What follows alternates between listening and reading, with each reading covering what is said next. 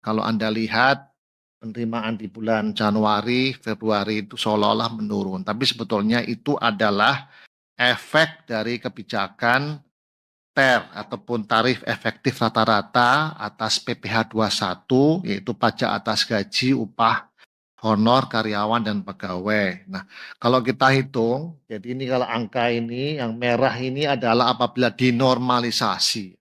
Ya, itu artinya sebetulnya tahun 2024 itu ada lebih bayar. Lebih bayarnya kalau kita hitung selisih antara yang biru dan merah ini di tahun 2024 itu adalah angkanya 16,5 triliun.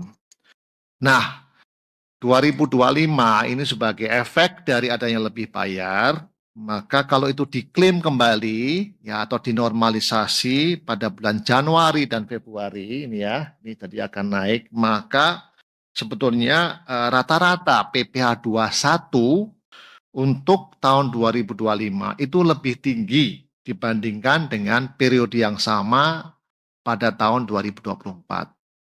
Jelas ya, jadi ada kebijakan yang baru pertama kali dilaksanakan tahun 2024 yang namanya tarif efektif rata-rata ya untuk PPh 21.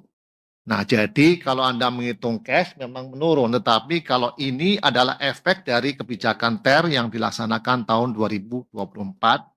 Nah, jadi kalau ini sudah ada proses lebih banyak, kalau diklaim di 2000 Januari dan Februari, maka sebetulnya rata-rata dari PPh pasal 21 Desember sampai Februari itu masih lebih tinggi dibandingkan dengan periode yang sama. Nah, yang kedua yang juga banyak pertanyaan mengenai jenis pajak yang lain itu PPN dalam negeri. Jadi ini kita juga membuat siklus ataupun angka mulai dari tahun 2022 sampai dengan 2025. Jadi ini juga mengikuti pola musiman yang kurang lebih sama setiap tahun di mana bulan Januari itu menurun dibandingkan dengan bulan Desember tahun sebelumnya. Nah, untuk tahun 2025 ini ada kebijakan baru yang namanya relaksasi. Ya, relaksasi pembayaran PPN dalam negeri selama 10 hari. Jadi ada kewajiban pembayaran yang sampai dengan Februari itu direlaksasikan dapat dibayarkan hingga 10 Maret 2025. Ya. Jadi yang merah ini adalah apabila relaksasi itu dinormalisasikan. Maka sebetulnya kalau sekali lagi dinormalisasikan yang tidak ada di tahun 2024, apabila dampak itu diperhitungkan, maka rata-rata PPN dalam negeri periode Desember 2024 sampai Februari 2025 yaitu 69,5 ya dibandingkan dengan periode yang sama itu 64,2. Jadi masih tumbuh 8,3%. Ya, jadi ini adalah dampak relaksasi yang harusnya menjadi bagian dari perhitungan Februari. Namun karena relaksasi, jadi kami sudah memantau bahwa penerimaan itu sudah masuk sampai dengan tanggal 10 Maret 2025.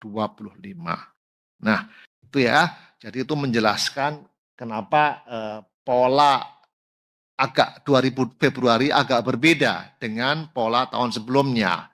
Tetapi sekali lagi setelah dinormalisasikan dan angka itu diketahui sampai dengan tanggal 10 Maret, maka polanya sama seperti yang normal dan bahkan kalau Anda lihat ya, kalau kita coba hubungkan penerimaan pajak ini dengan PMI atau PMI indeks